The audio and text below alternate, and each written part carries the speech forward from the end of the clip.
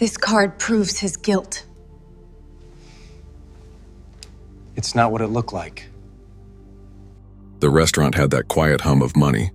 Not the clatter of plates and laughter you'd hear in diners, but the subdued clink of crystal and the polite murmur of people who had nothing to prove. On nights like these, Monica always felt like a ghost, seen but unseen. A body moving between silk and leather chairs, tray balanced, voice careful. She needed to keep her head down. Tips like these paid for her son's medications, his appointments, the rent she was already 2 weeks behind on. So why did she look? Table 14, the corner booth. Victor Hale. Everyone in town knew that name. The millionaire investor with eyes that belonged in a courtroom portrait. Sharp, steady, unreadable. He sat opposite his girlfriend Cassandra, the kind of woman who walked into a room and everyone else seemed suddenly underdressed. A red silk dress clung to her body like it was painted on. Diamonds glittered at her wrist.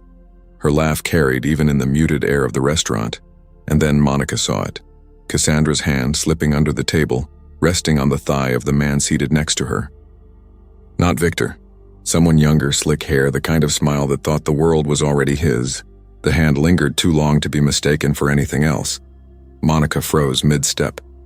Her tray trembled slightly, glasses rattling. "Careful," another waitress whispered as she passed. But Monica couldn't unsee it. Cassandra leaning closer, whispering into the man's ear while Victor kept his gaze fixed on the menu, as if he were somewhere else entirely. Monica's stomach tightened. Don't get involved. Don't look twice. Serve the drinks, take the tip, go home to your boy. Still, every time she returned to the table, she caught something. An exchanged glance, a graze of hands, the secret smile Cassandra tried to hide. It was betrayal played out in plain sight. By the time she carried out the dessert orders, Monica's chest was tight with unease. She tried to walk away, tried to focus on another table where a couple debated wine, but her eyes dragged back to Victor. He looked up just as she passed. For the first time all night, his gaze met hers. Cold, piercing. A man who noticed everything but said nothing. Her feet stopped, words tangled in her throat. She told herself, don't do it. This isn't your fight. You'll lose your job, worse, you'll make an enemy. But then she thought of her son, Liam. She thought of what she'd want someone to do if the truth were hurting him and no one spoke. Her pulse pounded as she set the tray down and leaned slightly toward Victor. Her voice came low, just above a whisper. "Sir, I think you should know. She's not being faithful." The words left her mouth before she could reel them back. Victor didn't flinch. He didn't look at Cassandra. He didn't ask her to explain. He just held Monica's gaze for what felt like an eternity. His eyes were dark pools, unreadable but not surprised. Cassandra's laughter chimed again, oblivious, the younger man brushing her hand beneath the table. Monica's palms grew damp. Regret surged. What had she done? Victor leaned forward slightly, his voice low, controlled. "Say that again." Monica's breath hitched. She's cheating on you." "With him, I've seen it. I thought you should know." Her throat burned. Her body screamed at her to walk away, but her feet stayed rooted. Victor's lips curved, but it wasn't a smile, more like a shadow of amusement mixed with something sharper. "Interesting," he murmured. "And why would you tell me that?" Monica swallowed hard. "Because it's the truth, and you deserve to know." His eyes searched her face, dissecting, probing. She felt stripped bare under the weight of his stare. Then, almost casually, he leaned back in his chair. "Thank you, waitress," he said softly. "Enjoy the rest of your shift." Dismissed.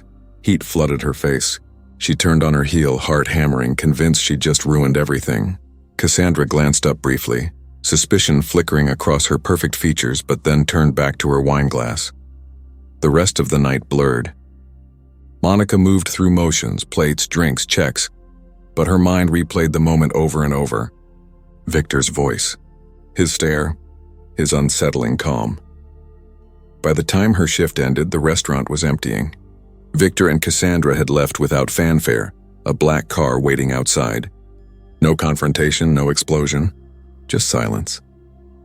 Monica changed in the back room, her hands trembling as she pulled her jacket on. What if Cassandra found out? What if she complained? What if Monica lost her job? She walked home in the chill night air, the city humming around her, but every shadow felt heavier. Every step she wondered if she'd crossed an invisible line. At her apartment, she paused at her son's bedroom door. Liam slept soundly, his small chest rising and falling, the soft whir of the medical monitor steady. She brushed a hand over his hair. "I'll protect you," she whispered. "No matter what it costs me." Her words trembled in the dark. She didn't know yet how much that promise would demand. Because somewhere across the city, Victor Hale sat alone in his penthouse, a glass of whiskey in hand. Cassandra had stormed out hours earlier after a muted argument. And Victor, still composed, replayed the waitress's words, not because he hadn't known. He always knew, but because someone had dared to speak it aloud. Someone with nothing to gain, except the dangerous weight of his attention. The knock woke her.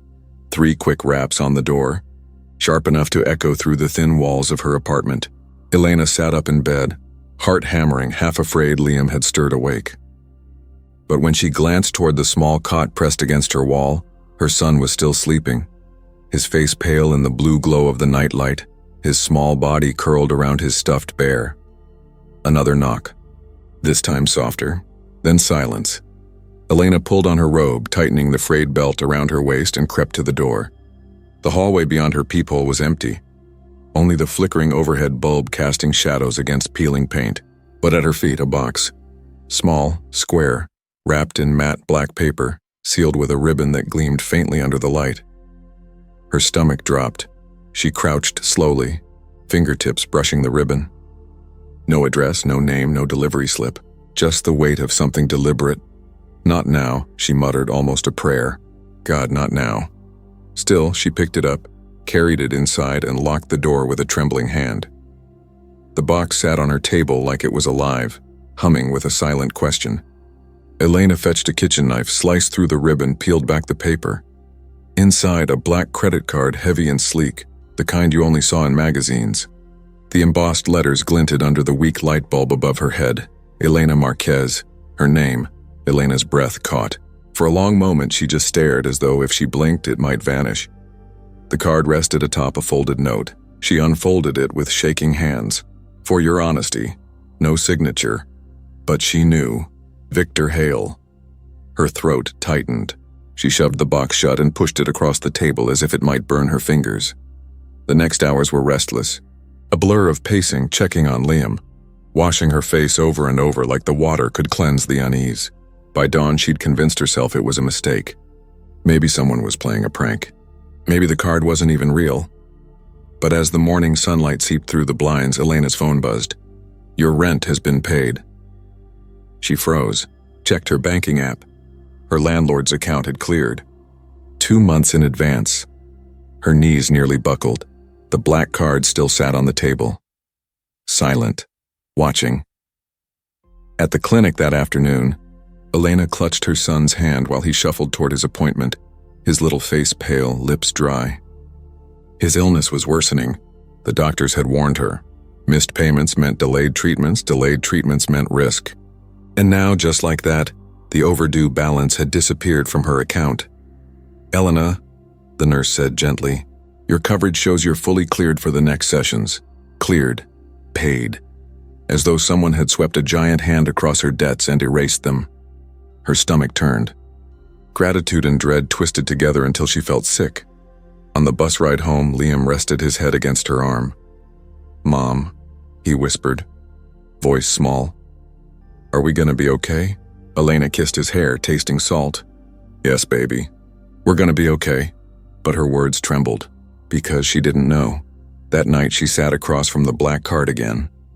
It gleamed faintly in the lamplight, promising salvation with one swipe. She thought of Victor, his calm, unreadable face, the way he had looked at her in the restaurant after her warning. He hadn't shouted, hadn't confronted Cassandra. He'd just absorbed it, and now this. Her chest tightened. It wasn't a gift. Nothing was free, not from men like him. It was a hook, sharp and invisible. Still, the thought pressed against her skull like a heartbeat. What if this is the only way to save Liam? She didn't touch the card for 3 days. She shoved it in a drawer, buried it under unpaid bills and envelopes stamped in red. She told herself she wouldn't be that woman, the kind who got trapped in a rich man's game. But when the fever spiked on the 4th night, When Liam's small body shook under sweat-soaked sheets, Elena panicked. She fumbled for her phone, dialing the after-hours pharmacy. "Ma'am, we can release the medication, but payment must be processed up front. No exceptions." The number burned into her ears. $800. She didn't have $8. Her hand shook as she opened the drawer. The card lay there, silent, waiting. The pharmacy clerk eyed her suspiciously when she handed it over. He ran the card through the machine. Approved instantly. Elena's breath caught in her throat. She walked out clutching the bag of medication like it was gold, tears streaking her cheeks. When she got home, Liam stirred awake just enough to swallow the first dose. She stroked his damp hair back, whispering, "It's okay, baby. Mommy's got you." But when she turned away, her reflection in the darkened window made her stomach twist. She didn't look relieved. She looked owned. The next morning, another text buzzed her phone. Grocery delivery confirmed for apartment 2B. She opened the door to find bags lined neatly outside. Fresh fruit, vegetables, meats, things she hadn't bought in years. Tucked between the cartons of milk and bread, a single white envelope. Inside, "You did the right thing." Elena's chest tightened until she could hardly breathe. That evening, her best friend Marisol dropped by. She took one look at the overflowing fridge, the bags of expensive food, and raised a sharp eyebrow. "Since when does this place look like Whole Foods?" she teased, then narrowed her eyes. "Elena, what did you do?" Elena hesitated, then whispered the truth. "The restaurant, the warning, the black card." Marisol's jaw dropped. "You're kidding. That man, he's dangerous. You can't take his money, Elena." "I didn't ask for it," Elena snapped, voice breaking. "But what was I supposed to do?" "Liam's meds, he needed them now, not in 2 weeks." Marisol softened, but her eyes stayed wary. "You think he's doing this out of kindness?" "Men like Victor Hale don't do kindness. They do control." Elena pressed her palms to her face, muffling a sob. "I know, God, I know. But if it saves my son, what choice do I have?" Marisol was quiet for a long time. Finally, she said, "Just be careful. Don't get in deeper than you can climb out." Elena nodded, but her chest felt hollow. Because she already knew. She was in too deep. That night, after Liam drifted to sleep, Elena sat alone at the kitchen table. The black card lay in front of her, cold and perfect. She traced the raised letters of her name, her finger trembling. For your honesty, her warning had set this all in motion. A single whisper in a restaurant had turned her life upside down. The card wasn't just money. It was a leash, and she had already put it around her neck. The first thing Elena noticed was silence. Not the ordinary kind. The absence of bills rustling on the table. The silence of her phone not buzzing with collection calls. The silence of dread that had hung in her apartment for months. It was gone. She sat cross-legged on the living room floor, laptop open, heart racing as she scrolled through her accounts. Rent cleared. Utilities balanced at 0. Hospital bills. Marked paid in full. The numbers didn't make sense. It was like someone had reached into her life with a giant eraser and swept away the chaos. Her first thought was relief so sharp it almost hurt. She pressed her hands to her face and let out a shaky laugh. For the first time in years, she could breathe. Her second thought was him, Victor Hale. She slammed the laptop shut, as if cutting off the thought. No, she wouldn't give him the satisfaction. But the truth buzzed beneath her skin. This wasn't a miracle. It was a transaction. The invitation came 2 days later. It wasn't a phone call or a letter. It was a folded card slipped under her door, ivory with embossed lettering, Thursday, 9 p.m. The Orpheum. Booth 7, no signature. No explanation. But Elena knew. She told herself she wouldn't go. She repeated it like a prayer all morning. She had Liam to think about, her job to protect, her sanity to cling to. And yet Thursday night found her standing outside the Orpheum, a piano bar tucked into the heart of downtown, its golden sign flickering in the cool night air. Her hands trembled as she pushed the door open. The Orpheum smelled of whiskey and polished wood, with soft jazz curling through the room. Couples leaned close in leather booths, the lighting so dim it turned everyone into shadows. The host spotted her, nodded as if expecting her, and led her to booth 7, and there he was, Victor Hale. He rose as she approached, tall and immaculate in a tailored suit, his dark eyes fixed on her with the same unsettling calm he'd worn at the restaurant. He gestured for her to sit. "Elena," he said softly, like her name was something expensive. Her knees weakened, but she sat across from him, heart pounding. "You paid my bills," she blurted. Before she could stop herself, Victor tilted his head slightly. "I did. Why?" His lips curved, not quite a smile. "Gratitude. You warned me about Cassandra. Few people would risk honesty in that position. I respect that." Elena shook her head, anger flaring through her fear. "You don't know me. You don't know what that did to me saying it. I could lose my job. You won't." His voice was calm, assured, like he held the strings of her life in his hand. "Your honesty has value, and value deserves reward." Her throat tightened. "This isn't a reward. This is control." Victor's eyes glittered, unreadable. "Is there a difference?" The question hung in the air, heavy. A waiter appeared with a bottle of wine she hadn't ordered. Victor poured for both of them, his movements precise, deliberate. Elena didn't touch her glass. "I don't want your money," she whispered, "and yet you used it." Her cheeks burned. "For my son. He was sick. I didn't have a choice." Victor leaned forward, voice low. "That's exactly what I'm offering, Elena. Choice, a better life, stability, safety, things the world has denied you. All you have to do is accept it." Her chest tightened. The way he said it, it sounded so simple. Too simple. "What do you want from me?" she asked, the words cracking in her throat. Victor studied her, his gaze lingering long enough that she felt exposed, vulnerable, like he could see every fear carved into her skin. "For now, nothing," he said at last. "Just your company tonight. To sit, to talk, to let someone else carry the weight for once." She stared at him, stunned by the audacity of it. He spoke like he knew her burdens, her exhaustion. Her late nights with unpaid bills spread across the table while her son slept in the next room.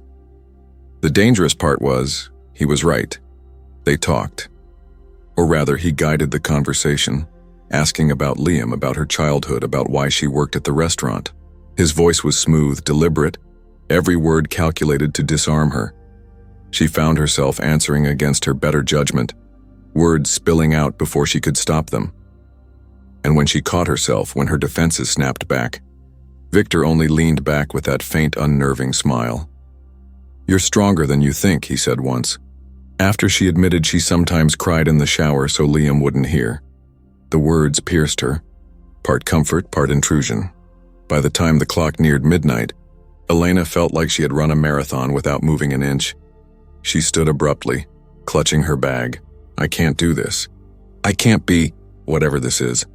Victor rose with her, unhurried, towering. "This isn't a demand, Elena, it's an offer. You're free to walk away." Her chest heaved. "But you'll still keep paying, won't you?" His silence was answer enough, and that terrified her more than anything.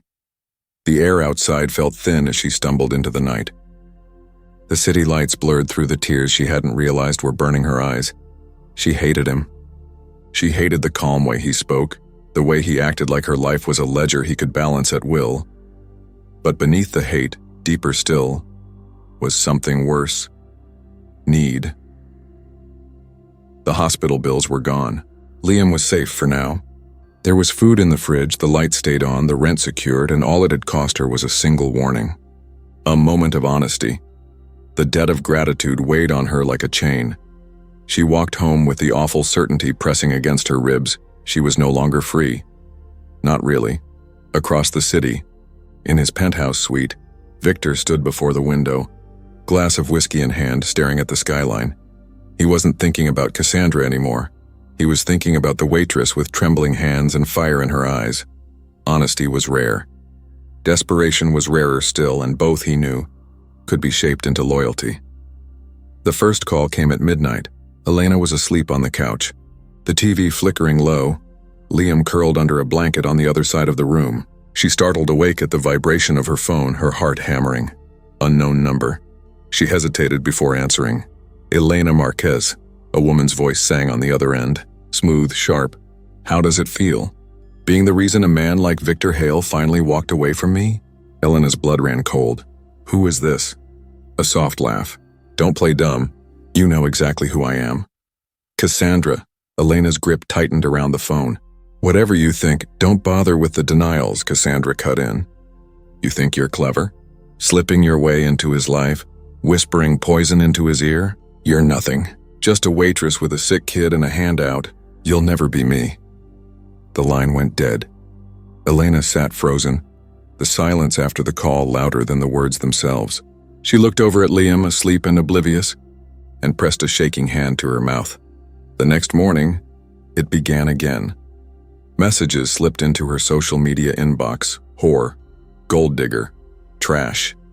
Accounts with no photos, no names, faceless shadows that multiplied. Posts accusing her of sleeping her way into money, of neglecting her child for luxury dinners with a millionaire. At work, she caught co-workers glancing at their phones, then at her, whispers curling behind her back. Her car, her battered old sedan, was waiting in the lot after her shift with its tires slashed. Red lipstick scrawled across the windshield in jagged letters, "Stay away."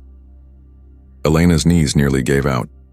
She spun in circles, scanning the parking lot, half expecting Cassandra herself to step out of the shadows, but no one was there, only silence and the faint echo of laughter in her head.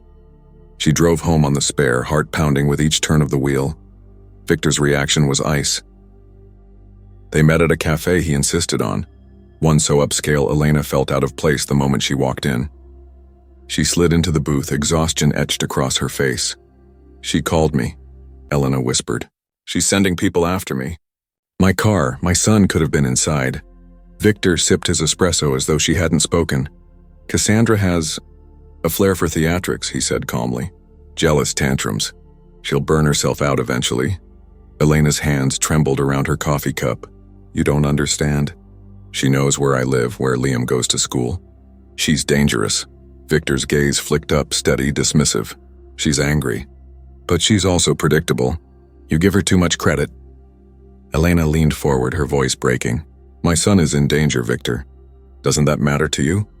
For the first time, something flickered in his eyes. Annoyance. "Do not speak to me as if I don't understand danger. I've handled Cassandra for years. She's noise, Elena, nothing more." Noise, that's all he saw, but Elena knew better.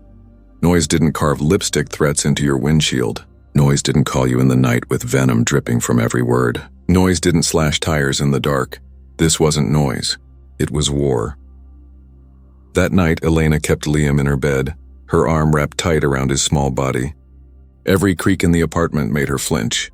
She double-locked the door, pushed a chair under the handle, but still couldn't shake the feeling of being watched.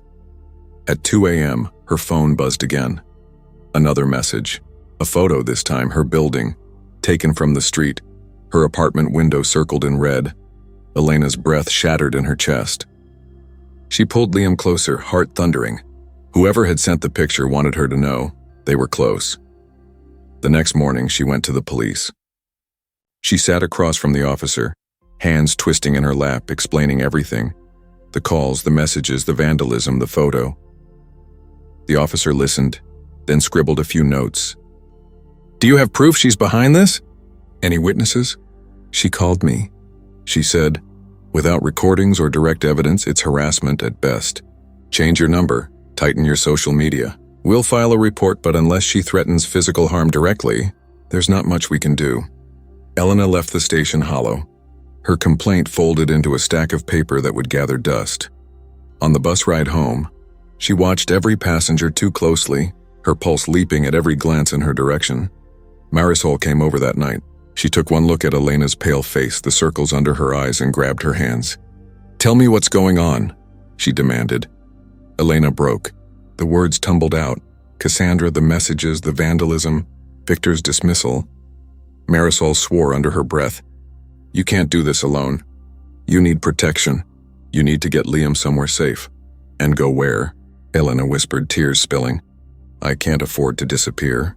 Not when everything depends on—" She stopped. "Not when everything depends on him." Marisol's eyes narrowed. "This is exactly what he wants. You clinging to him because she's tearing you apart. He's not protecting you, Elena. He's leaving you exposed." The truth of it stung. Victor hadn't lifted a finger. Not a call, not a guard, not even a warning to Cassandra. Elena realized, with a sick twist in her gut, that maybe he liked it this way. The next week blurred into a nightmare. Another call at work. This time, silence on the other end. Just heavy breathing. Another note shoved under her door. You took what was mine. Another photo. Liam snapped from across the street as he left school. That one broke her. She locked herself in the bathroom, knees pulled to her chest, sobbing into her hands. The thought of Liam being hurt because of her, because of a warning she should never have spoken, was unbearable. When she finally called Victor, her voice cracked with fury. You don't get to dismiss this anymore. She's following my son. Silence stretched on the line. Then his voice, low, measured. She won't touch him. She knows better. Elena's throat burned. How can you be so sure? Because I'm the one she really wants, Victor said. Hurting your boy would end her. Even Cassandra isn't that reckless, and that's not comfort, Elena shouted. My child is being stalked, Victor, and you're sitting in your penthouse telling me to calm down. Victor's voice hardened. Do not raise your voice at me. I've given you stability, safety, resources. Do not forget who erased your debts. Cassandra cannot touch you unless you let her. The words cut deeper than Cassandra's threats. Unless you let her. As if this was her fault.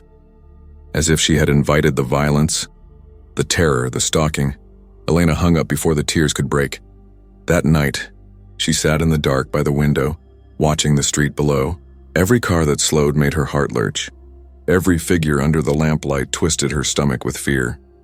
She thought of Cassandra, her laugh at the restaurant, her venom on the phone, her shadow pressing against every corner of Elena's life. She thought of Victor, his calm dismissal, his refusal to act, and she realized something. Chilling, Cassandra wasn't just dangerous, she was connected, and Victor wasn't going to save her. She would have to save herself. The call came just after noon. Elena was folding, uniforms on the laundromat counter when her phone rang, the number flashing as the elementary school. Her chest seized instantly. Ms. Marquez? The voice on the line was tight, urgent. It's about Liam. He collapsed on the playground. We're sending him to St. Vincent's now. You need to meet us there. The world tilted. Elena dropped the stack of clothes, her hands shaking so hard the quarters in her apron clattered to the floor. I'm coming, she whispered. Please, just keep him safe. At the hospital, everything was chaos. Nurses wheeled her son past on a stretcher, oxygen mask pressed to his small face, monitors beeping frantically. Elena rushed after them, only to be stopped by a doctor in a white coat. Ms. Marquez? I'm Dr. Patel. We're stabilizing him now. Her chest heaved. What happened? He was okay this morning. He's not responding to his current treatment. We'll need to escalate the medication, possibly transfer him to the pediatric cardiac unit. Dr. Patel hesitated, then added carefully, Fortunately, your financial coverage already cleared. That's why we could act immediately. Elena blinked. Coverage? Yes, the doctor glanced at the chart. All expenses appear to have been prepaid. Frankly, it's rare. Whoever your benefactor is, they've ensured your son won't be delayed in treatment. The words landed like lead in Elena's stomach. Victor. Even here, even in this sterile room of beeping machines and fluorescent light, his shadow reached her, her knees buckled, and she sank into a plastic chair, staring at her trembling hands. Gratitude and terror knotted in her chest until she could barely breathe. Liam was alive because of Victor's money, and yet each beat of her son's heart now felt tethered to a debt she could never repay. Hours later, while Liam slept in the hospital bed, Elena sat slumped beside him, stroking his damp hair. She whispered prayers under her breath, anything to keep from breaking. The knock on the door startled her. Two women entered, both in crisp blazers, clipboards in hand. Elena Marquez? The taller one asked. I'm Karen Lopez with Child Protective Services. This is my colleague, Dana Green. We need to speak with you, Elena blinked. Now my son he's sick. Can't this wait? I'm afraid not. We've received a report concerning your parenting and potential financial misconduct. The words sliced through her like glass. What? Karen's tone was firm but rehearsed, as if she'd said this 1,000 times before. The allegation is that you've engaged in fraud, accepting luxury benefits from a wealthy patron under false pretenses, and neglecting to provide stable care for your son as a result. Elena's breath caught. Fraud. Patron. The words dripped with Cassandra's venom. This is a lie, she said fiercely, standing to face them. I've done everything for my son. Everything. If it weren't for me, he wouldn't even be here. Dana's voice was softer, almost sympathetic. Then you'll understand why we have to follow up. The concern is that external parties, wealthy benefactors as it was phrased, are being used to cover expenses that should legally be yours. That puts into question whether your environment is stable or exploitative. Elena's knees weakened. You think I'm exploiting my son? Her voice cracked. He's alive because I found a way. I don't care if you call it begging, I don't care if you call it, what did you say, patronage? I'll crawl if it means he gets treatment. Karen's expression didn't soften. We'll need to conduct a home visit. And for the duration of this investigation, we're recommending temporary oversight of your parental decisions. If there's fraud involved, Ms. Marquez, your custody may be in question. The words echoed like a gavel slamming down. Custody. Her motherhood. Her entire existence was suddenly on trial. Later that night, Marisol sat with her in the hospital cafeteria, both of them hunched over untouched cups of coffee. Elena's face was pale, her hands still trembling. They're trying to take him from me, she whispered. Marisol reached across the table. This is Cassandra. It has to be. Who else would even know how to push CPS into this? Elena's voice rose, frantic. And Victor? He's part of it too. Don't you see? His money, his payments, they're painting me like some gold digger who traded my son for a black card. Every dollar he spends makes me look guilty. Marisol squeezed her hand. Then you have to fight. You have to show them you're his mother, not some pawn in their sick game. Elena stared at the coffee, her reflection warped in the dark liquid. What if I can't? What if they're right? What if I've already let him be owned by Victor? Marisol's eyes shone. Listen to me. You're the strongest person I know. Don't let them rewrite who you are. You're Liam's mother. That's all that matters. But the words felt like paper against fire, fragile, already burning. The next morning, Victor appeared at the hospital without warning. He strode into the room, immaculate as always, the scent of expensive cologne following him. Elena. His voice was smooth, controlled, as if the chaos outside didn't touch him. Her body stiffened. What are you doing here? I heard what happened. He glanced at Liam, sleeping under the blankets, then turned his gaze back to her. I want to reassure you, I won't let them take him. She laughed, bitter and raw. You? You're the reason they're here. Your money is the noose around my neck. Victor's jaw tightened, but his voice stayed calm. My money saved him. And damned me, she snapped. He studied her for a long moment, then leaned closer, lowering his voice. Elena, the system is weak. They can be influenced. I can make this go away. Her stomach twisted. There it is, the hook. You'll fix this if I fall in line. Victor's eyes flickered, but he didn't deny it. You need me. Don't pretend otherwise. Her hands curled into fists. I needed honesty. I needed safety. What I got was chains. You don't own me, and you don't own my son. For the first time, his composure cracked. A flicker of cold anger swept across his face, gone as quickly as it came. Careful, Elena, he murmured. Gratitude can sour into regret. He left as suddenly as he had come, leaving the air thick with his absence. Elena sank into the chair, pressing her palms to her eyes. She was shaking so hard she could barely breathe. Victor wasn't her savior. He was the prosecution, and Cassandra, the executioner, and Elena, she was the one on trial. That night, as Liam stirred fitfully in his sleep, Elena sat in the hospital chair, staring at the city lights beyond the window. Cassandra wanted to break her, Victor wanted to bind her, and the system was ready to strip away the only identity she had left, mother. But in the silence, something hardened in her chest. They wanted to weaponize her love. To turn it into weakness they didn't understand. For Liam, she would burn herself to ash and rise again. If they wanted a trial, they'd get one. And Elena would not leave the stand quietly. The courtroom smelled faintly of wood polish and nerves. Fluorescent light poured down on every surface, bleaching faces into masks. Elena sat at the defendant's table, her palms pressed against her knees, fighting the urge to shake. On the other side, Cassandra was radiant. A cream silk blouse, a tailored skirt, and the smug poise of a woman who knew the room tilted in her favor. Her attorneys, 3 of them, flanked her like bodyguards. Elena had one, a weary public defender named Mr. Alvarez, who shuffled through his papers with a sigh heavy enough to rattle the folders.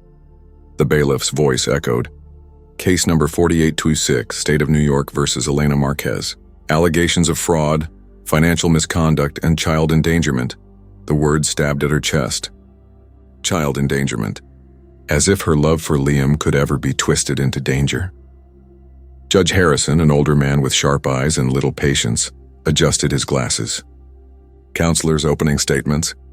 Cassandra's lead attorney, Ms. Keating, rose with a smile as sharp as a blade. She turned toward the jury, her heels clicking against the polished floor.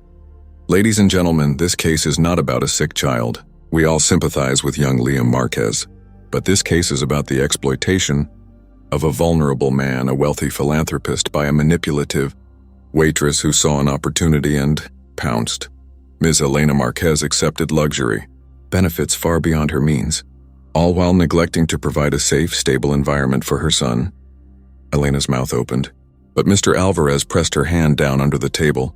Ms. Keating continued, "We will show you evidence of mysterious bills paid overnight, of luxury charges cleared on a black credit card in Ms. Marquez's name, and of her cozy connection to the benefactor, Mr. Victor Hale.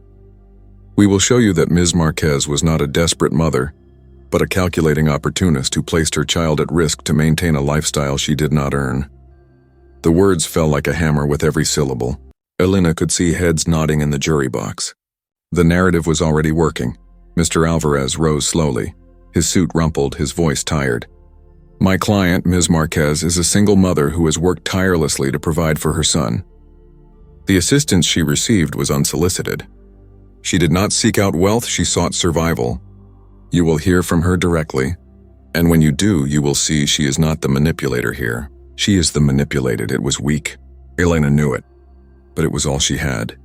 The first witness was Cassandra. She took the stand like it was a runway, crossing her legs delicately, smiling demurely at the jury. "Ms. Lane," Keating began, "could you tell us about your relationship with Mr. Victor Hale?" Cassandra's voice dripped with rehearsed heartbreak. "Victor and I were together for years. We shared a life, dreams. I thought we were going to marry." Her gaze flicked toward Elena, sharp as a knife, until she came along. "And what happened then?" He grew distant, distracted. Suddenly, money was moving, large sums in her direction. She played the part of the innocent waitress, but it was obvious she wanted more. Cassandra's eyes glistened with false tears. "She tore apart my relationship, and she's been leeching off him ever since." Elena gripped the table so hard her knuckles whitened. She wanted to scream, to tell the jury about the late-night calls, the lipstick on her windshield, the stalking. But her chance hadn't come yet. When it was her turn, Elena felt the weight of every eye in the room. She took the stand, her knees weak, her voice trembling as she swore the oath. Mr. Alvarez stood, clearing his throat. "Ms. Marquez, could you explain to the court how you first came into contact with Mr. Hale?" Elena drew a breath, steadying herself. "I was working my shift at Harbor House, the restaurant. I saw his girlfriend, Cassandra, flirting with another man. He looked devastated. I told him the truth. That's all I did." "And did you ask for money?" "No, never." "Did you request financial assistance in any form?" She shook her head. "The next morning, a black credit card showed up at my door. My name on it. I didn't even know who sent it at first. I thought it was a mistake or maybe a trap. I didn't use it. Not until Liam needed medicine I couldn't afford." Her voice cracked. She forced herself not to cry. "Every mother in this room knows. You'd do anything to keep your child alive.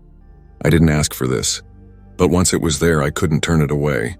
I thought it was a gift, a blessing. I didn't know it would be turned into a curse." For a moment, the courtroom was silent. A juror shifted, looking uneasy. Then Ms. Keating rose, eyes gleaming. "Ms. Marquez, if you didn't ask for the card, why did you use it repeatedly? Rent, hospital bills, even groceries, all paid. Isn't it true you benefited immensely from Mr. Hale's generosity?" "I benefited?" Elena's voice shook with anger. "My son survived. That's the only benefit that mattered." Keating stepped closer. "And in exchange, what did you provide Mr. Hale?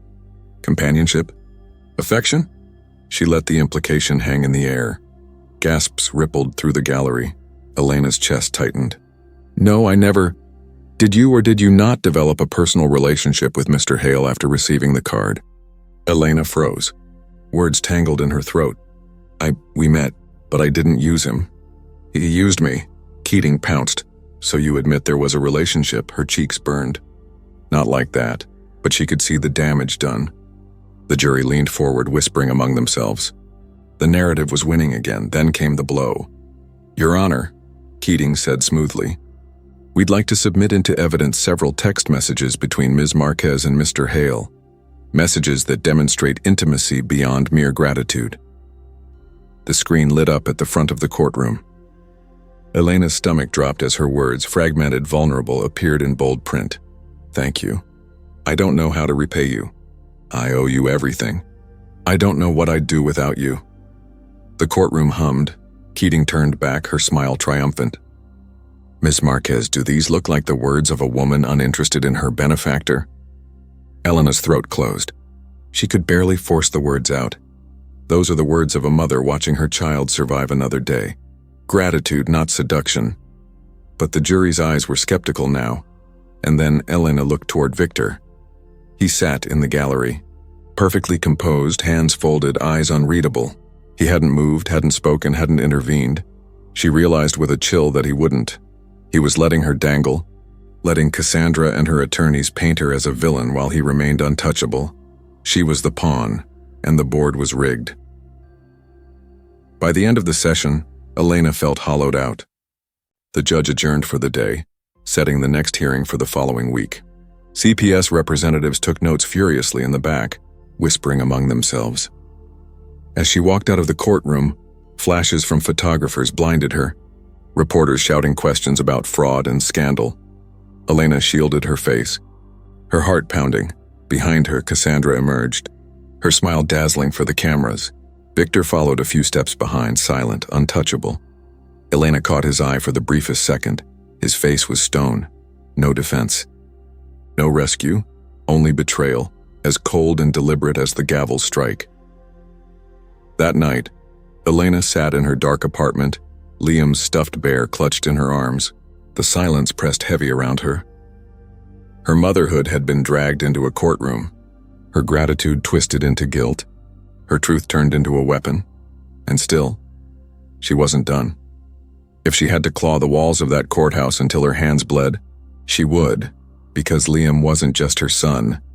He was her reason to fight, and this trial was only beginning. The city hummed outside Victor's penthouse, a symphony of engines and neon. Elena stood at the glass wall, staring down at the streets below as if they might offer escape. Her reflection stared back, hollow-eyed, hair unkempt, exhaustion etched into her skin. She hardly recognized herself anymore. Behind her, Victor poured 2 glasses of wine. The sound of liquid filling crystal was sharp in the silence. You look tired, he said, as though this were casual, as though her life hadn't been dragged through a courtroom hours ago. Elena turned slowly. You sat there, she whispered. You watched them tear me apart, and you said nothing. Victor swirled his glass, his face unreadable. It wasn't my place. Her laugh was bitter, raw. Not your place? You're the reason I'm there. You sent that card. You erased my bills. You put me in this mess, and then you sat in that courtroom like a king watching his gladiator bleed. He met her gaze then, calm, unflinching, and you fought beautifully. The words struck her like a slap. Her voice rose. You think this is a game? Victor set his glass down, stepping closer. Cassandra was right about one thing. I do enjoy watching people squirm. Not just anyone. People who are desperate, who show me who they truly are when the walls close in. Elena's stomach turned. You knew. From the beginning. You knew I was a mother with nothing, and you dangled survival in front of me like bait. His smile was faint, cruel. You could have refused the card, thrown it away, walked away from me. But you didn't. You chose to play. Her chest heaved. I didn't choose. I had no choice. My son was dying. Victor's voice lowered, almost intimate. And that's what makes you fascinating, Elena. A person with everything to lose will sell their soul for scraps. You proved me right. She staggered back as if the words had struck her physically. You used me. You used my son. I gave your son life, Victor said coldly. Without me, he would already be gone. And you know it. Tears blurred her vision. No, you didn't save him. You bought him. You bought us both, and now you're sitting back to see how much more will cost. For the first time, anger flashed across his face. Careful, but Elena didn't flinch. Something inside her had broken, and with it came a strange clarity. "You don't scare me anymore," she said softly. "You disgust me." His eyes narrowed, the mask slipping just enough for her to glimpse the steel beneath. "You're ungrateful. Without me, you're nothing." Elena stepped closer, her voice trembling with fury. "Without you, I am still his mother. And that is something you can never buy, never own, never take from me." The silence between them stretched, heavy and electric. Victor's expression hardened, then smoothed again into that infuriating calm. "Be careful, Elena," he murmured. "People who bite the hand that feeds them rarely last long." Her stomach lurched, but she forced herself to meet his gaze. "Then maybe it's time I stop letting you feed me." She turned toward the door, her legs shaky, her palms slick with sweat. Her heart pounded, every instinct screaming that he could crush her with a single word, a single gesture, but she didn't stop. At the threshold, she looked back once more. "You wanted to watch me squirm, fine, but watch closely, Victor. Because the next time you see me, I won't be the one bleeding." She walked out before her knees could give way, the echo of her footsteps sounding louder than her fear. The night air hit her like a slap as she stumbled into the street, tears spilling down her cheeks. The betrayal burned deeper than Cassandra's stalking, deeper than the courtroom humiliation. Victor had never been her savior. He had been her executioner all along, dangling salvation as bait, waiting for her to break. And she had, but not anymore. When Elena reached her apartment, she found Marisol waiting. One look at Elena's face and Marisol pulled her inside, wrapping her in a fierce embrace. "What happened?" she demanded. Elena's voice cracked. He admitted it. He admitted the card was a trap, that he enjoys watching people suffer. "He's been using me like a puppet," Marisol swore under her breath, holding her tighter. "That bastard." Elena shook her head, pulling away. "No, he's worse than a bastard. He's dangerous. And if I don't stop him, he'll destroy me, and Liam with me." Marisol's eyes widened. "Stop him? Elena, you can't go up against Victor Hale. He has money, lawyers, power."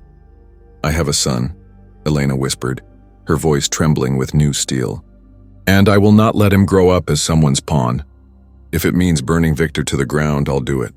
The room went quiet. For the first time since the black card arrived, Elena felt something more powerful than fear. Resolve. Later that night, she sat by Liam's hospital bed, watching the steady rise and fall of his chest. She smoothed his hair back, her tears falling silently. "Mi amor," she whispered, "I'm so sorry. I let him into our lives. I thought he was helping us, but he was only helping himself. I promise you I won't let him take anything more from us. Not you, not me, not ever." Her son stirred, eyes fluttering open. "Mama?" She kissed his forehead, swallowing her sob. "Go back to sleep, baby. Mama's here. Mama's not going anywhere, but inside, she knew if she wanted to keep that promise, she would have to wage a war she was never meant to fight, a war against Victor Hale. And she was ready. The first time Elena typed Victor Hale's name into the public records database, her hands shook so badly she could barely hit the keys. She wasn't a hacker, not some criminal mastermind. She was a mother with a laptop older than Liam, sitting at her kitchen table with the blinds drawn, praying the Wi-Fi didn't cut out, but desperation made her resourceful. It started with the properties, dozens of them scattered across states and countries, more homes than a man could ever live in. Then the shell companies buried under layers of vague LLC names, and behind them all whispers of darker things, flagged transfers, sudden offshore movements, accounts that disappeared when regulators came close. Every click tightened the knot in her chest. She wasn't just confirming Victor's corruption. She was stepping into his world. And once she stepped in, there would be no stepping back out. The knock at her door made her jump so hard she nearly screamed, "Elena." A voice, muffled but familiar. She peeked through the peephole and froze. Cassandra. Her first instinct was to slam the locks tighter. The woman had stalked her, terrorized her, nearly driven her mad. But when Cassandra lifted her face, Elena saw something unexpected. No smirk, no gloating. Just exhaustion, painted in smeared mascara and hollow eyes. Against every instinct, Elena opened the door. "What do you want?" Cassandra slipped inside, glancing nervously at the hallway. "The same thing you do, revenge." Elena's laugh was bitter. "You, after everything you did to me?" Cassandra flinched, but her voice hardened. "You don't get it. Victor didn't just use you. He used me for years. I was his doll. He bought me clothes, cars, trips, all of it under his name. And when I stopped amusing him, he cut me off and moved on. Do you think I don't know the hell you're in? I've lived it. Elena's fists clenched. You tried to destroy me. Cassandra's eyes flashed. Because he told me to. Every call, every message, it was him feeding me poison, watching us tear each other apart. Don't you see? He wins when we hate each other. The truth hit Elena like a punch. Victor hadn't just manipulated her. He'd orchestrated the war between them for his amusement. She sank into a chair, her voice trembling. What do you want from me? Cassandra leaned forward, her tone sharp. To take him down. Together. The nights blurred into smoke and secrets. Cassandra brought contacts, an old friend in banking who slipped them confidential ledgers, a former assistant who'd been paid off to keep quiet. Elena brought fire. Her relentless digging, her refusal to look away when the numbers painted a map of exploitation. Hidden accounts in the Caymans. Dummy charities funneling millions. Payments to women across the globe. Models, assistants, waitresses. Each one discarded when they stopped entertaining him. Elena stared at the spreadsheets until her vision blurred. We're not the first. God, Cassandra, there are dozens, maybe hundreds. Cassandra lit a cigarette, her hands trembling. And if we don't stop him, we won't be the last. For the first time, they weren't enemies. They were survivors bound by scars that matched. But revenge wasn't free. One night, as Elena left the hospital after sitting with Liam, she felt the presence before she saw it. A shadow at the edge of the parking lot. Then two. Footsteps falling into rhythm with hers. Her breath quickened. She pulled her jacket tighter around her, forcing her pace faster. Evening, Ms. Marquez. A man's voice, low and mocking. She spun, heart leaping. Two men stepped from the shadows, broad-shouldered, faces hidden under caps. Mr. Hale sends his regards, one said. Panic shot through her veins. She turned and ran, her feet pounding the asphalt, lungs burning. She reached her car, fumbling for the keys when a hand closed around her wrist. She screamed, twisting, kicking, nails raking skin. Headlights flooded the lot and the men scattered, disappearing into the night like smoke. Elena collapsed against the car, gasping for air, her hands shaking so violently she could barely hold the steering wheel. She knew then. Victor knew she was digging. And he was warning her. The warning escalated. 2 days later, Liam was nearly taken. He'd been leaving school, backpack bouncing, when a black SUV rolled up to the curb. The door slid open. A man stepped out, reaching for him. A teacher's shout split the air. Other parents swarmed. The SUV peeled away, tires screeching. Elena arrived minutes later to find Liam sobbing in the principal's office, his small body shaking. She held him so tightly he cried out. Her own sobs broke free, raw and uncontrollable. She could barely hear the words over her own heartbeat. They tried to take him. They tried to take my baby. That night she didn't sleep. She sat in the dark beside Liam's bed, a kitchen knife in her lap. Every creak of the apartment building setting her nerves on fire. Victor had crossed the line. This wasn't a game anymore. This was war. But war was killing her. The nightmares grew teeth. Men in shadows, Liam vanishing into black SUVs, Victor's face morphing into a mask of laughter. She woke screaming, drenched in sweat, her throat raw. During the day, she snapped at Marisol, at Cassandra, even at Liam. Guilt crushed her the moment the words left her mouth. But she couldn't stop. Her hands shook when she tried to pour coffee. Her reflection in the mirror looked like a stranger. Haunted eyes, gaunt cheeks, lips cracked from chewing them raw. The line between survival and self-destruction blurred. One night, staring at the glowing spreadsheets of Victor's corruption, she whispered to herself, "Who am I becoming?" But the answer didn't matter, because Victor had to fall. The breakthrough came with a single email. Cassandra's contact in Zurich sent encrypted files, dozens of transfers, shell corporations tied directly to Victor's personal signature, offshore laundering, tax evasion, bribery. Elena printed them out, spreading the papers across her kitchen table until it looked like a detective's board. The evidence was undeniable. Enough to bury him. Cassandra leaned over the table, her eyes alight with something feral. This is it. We've got him. Elena's hands trembled, but not with fear, with power. For the first time since the black card arrived, She wasn't the prey, she was the hunter. But hunters bleed, too. That night, as she tucked Liam into bed, he looked up at her with wide, frightened eyes. "Mama, are the bad people gone?" Her throat tightened. She brushed his hair back, forcing a smile. "Soon, baby. I promise, soon." But inside, she knew the truth.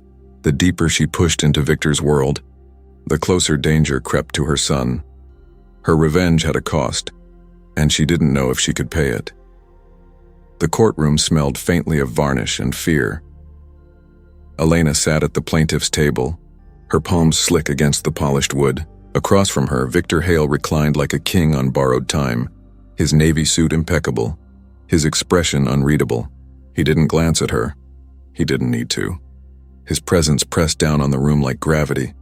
The gallery was full, reporters scribbling notes, curious strangers craning necks. For weeks, whispers of Victor's fall had buzzed through the city like static. Today, those whispers sharpened into a blade.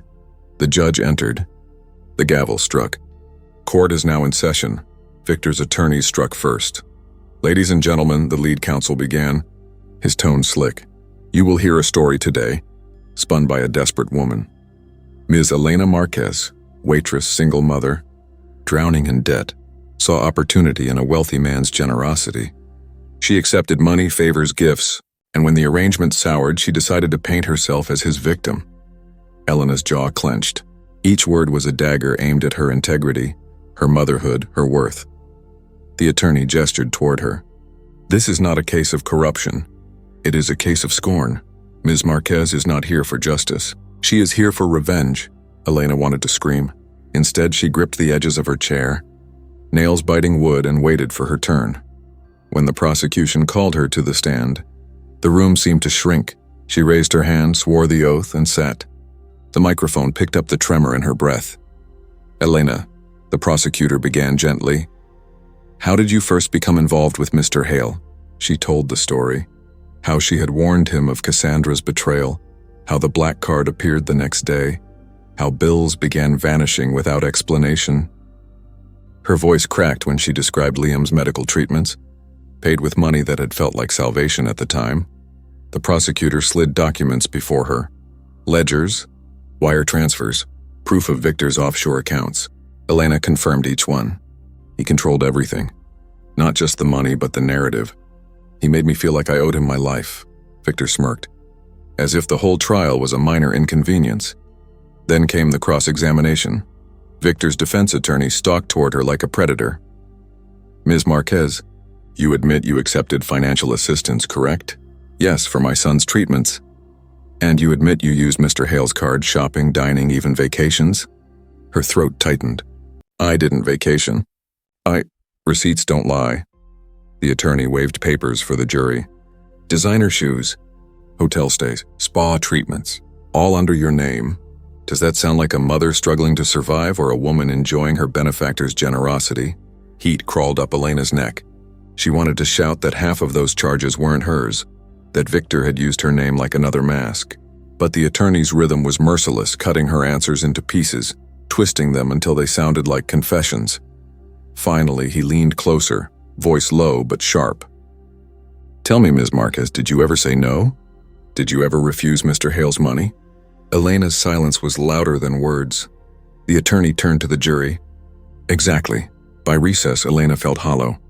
She stumbled into the hallway, fighting for air. Cassandra was waiting. "You're losing them," Cassandra whispered. Elena's eyes burned. "He's turning everything against me, making me look like I wanted this." Cassandra's expression was unreadable. "That's because you're fighting alone." Elena swallowed hard, then stopped watching from the sidelines. Something flickered in Cassandra's eyes, fear maybe, or resolve. She glanced toward the courtroom doors, then back at Elena. "Fine, I'll testify." The courtroom buzzed when Cassandra's name was called. She walked to the stand in a sharp black dress, every inch the scorned heiress. But when she took the oath, her voice wavered. "Ms. Roth," the prosecutor said, "you were in a relationship with Mr. Hale for several years, correct?" "Yes." "Can you describe his behavior during that time?" Cassandra hesitated, her gaze darting to Victor. His expression was cold steel, but then she lifted her chin. He was controlling, He bought me things, yes, but nothing was ever free. Every dress, every car, every trip, it all came with strings. If I disobeyed, he cut me off. If I embarrassed him, he humiliated me. He pitted me against other women, feeding me lies just to watch us fight. The courtroom murmured. Victor's mask cracked, just for a heartbeat, a twitch at the corner of his mouth. Cassandra continued, her voice gaining strength. He made me believe Elena was stealing him from me. He encouraged me to attack her. But the truth is, she was just the next victim in line. Elena's breath caught. For the first time, Cassandra wasn't her tormentor. She was her ally. The defense tried to tear Cassandra apart, but her testimony was a dagger in Victor's empire. Piece by piece, the prosecution built the case. Fraud, laundering, coercion, exploitation. The evidence Elena and Cassandra had risked everything to gather became a net tightening around him. Still, the defense's final move was brutal. They called Elena back to the stand. Ms. Marquez, the attorney said, pacing slowly, "You speak of being a victim, yet you never reported Mr. Hale until now. Why?" Elena's throat constricted. "Because you enjoyed it, didn't you?" The attorney pressed. "The money, the attention, the security. You only turned on him when he turned on you." The words echoed every doubt that had haunted her. She saw Liam in her mind's eye, his small body on a hospital bed, tubes and monitors keeping him alive. She saw the black card in her trembling hands. For a moment, silence swallowed her. The attorney smiled, sensing victory. Then Elena leaned forward, her voice trembling but fierce. "You're right. I didn't report him. I couldn't. Because he made sure I couldn't. He dangled my son's life over me like a leash. Every time I tried to push back, he reminded me who paid the hospital bills, who paid the rent, who kept the lights on. I stayed quiet because he taught me silence was survival." Her voice broke, but she didn't stop. Tears slid down her cheeks, raw and unstoppable. "But I'm not silent anymore. Not for him. Not for you. Not for anyone." Her words hung in the air, electric. The jury leaned forward. The judge's gavel struck for order, but the damage was done. Elena had cut through every lie with the one thing Victor couldn't buy, her truth. When the trial adjourned for the day, Elena walked past Victor. For the first time, he looked at her, not with indifference, not with smugness, with something colder, fear. It wasn't victory yet, but it was the first crack in his armor, and Elena intended to drive it wide open. The verdict landed like thunder. On all counts of fraud, laundering and coercion, guilty. The words echoed through the courtroom, bouncing off the oak walls, the murmurs of the gallery, the click of a reporter's pen. Elena sat frozen, hands clasped so tightly her knuckles blanched. Across from her, Victor Hale didn't flinch. His jaw remained square, his eyes cool, as if the bars of a cell could never contain him. But the handcuffs did. Two marshals moved in. Metal bit against his wrists. For the first time, Victor's empire wasn't protected by lawyers or wealth or charm. He was just a man being led away. And yet Elena didn't feel victorious. She felt empty. Outside, cameras flashed like lightning. Reporters shouted questions, their voices a chaotic storm. "Elena, how does it feel to see justice served? Do you regret accepting Mr. Hale's money? Are you afraid of retaliation?" Elena shielded her eyes, pushing through the crowd, Cassandra close behind her. The two women didn't speak. Their alliance was fragile, built on survival and scars. But as the courthouse doors closed behind them, Cassandra touched Elena's arm briefly. "You did it?" she said softly. Elena shook her head. "No, we survived it. That's all." Cassandra's eyes glistened. For once there was no venom, no competition, only recognition. Then she disappeared into the sea of cameras, leaving Elena alone. At home, the apartment was too quiet. Liam was asleep, curled on the couch beneath his favorite blanket, the soft glow of a cartoon still flickering on the television. Elena sank to her knees beside him, brushing hair from his forehead. He stirred, murmuring, "Mama?" "I'm here," she whispered. "Always." She carried him to his bed, tucked him in, and lingered, watching his chest rise and fall. Every breath was a reminder of why she had endured the storm. But as she turned, her gaze caught on the small box atop her dresser. The black card. It gleamed even in the dim light, its weight pulling her back to the beginning. The day it arrived had felt like a miracle. Now it looked like a curse. She picked it up, tracing the letters of her name. Each stroke carried memories. The relief of hospital bills disappearing, the terror of men in shadows, the trial that had dragged her soul through fire. The card wasn't salvation. It was shackles disguised as generosity. Her hands trembled. She opened the window and held it over the city night. For a long moment she couldn't let go. Some part of her still clung to the illusion of security it had once offered. Then she released it. The card fell silently into the darkness, swallowed by the street below. For the first time in months, Elena exhaled. The days after the verdict blurred. Reporters camped outside her building. Strangers sent messages, some praising her bravery, others accusing her of greed. The world had opinions about Elena Marquez, but none of them knew the truth. The truth was quieter. It was Liam's laughter as he built Lego towers.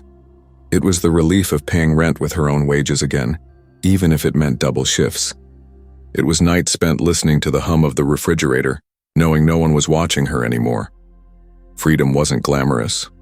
It was survival without strings. Still, scars lingered. Elena woke often from nightmares. Victor's voice, the screech of tires, Liam's screams. She'd sit in the dark, chest heaving until dawn softened the room. Trauma didn't vanish with a gavel strike. It lived under her skin, stitched into her nerves, but so did resilience. One evening, Marisol came by with takeout. They sat on the balcony eating noodles from cartons, watching Liam chase fireflies in the courtyard. "You don't look like someone who just took down a millionaire," Marisol said gently. Elena laughed, a brittle sound. "What does someone like that look like?" "Not like this."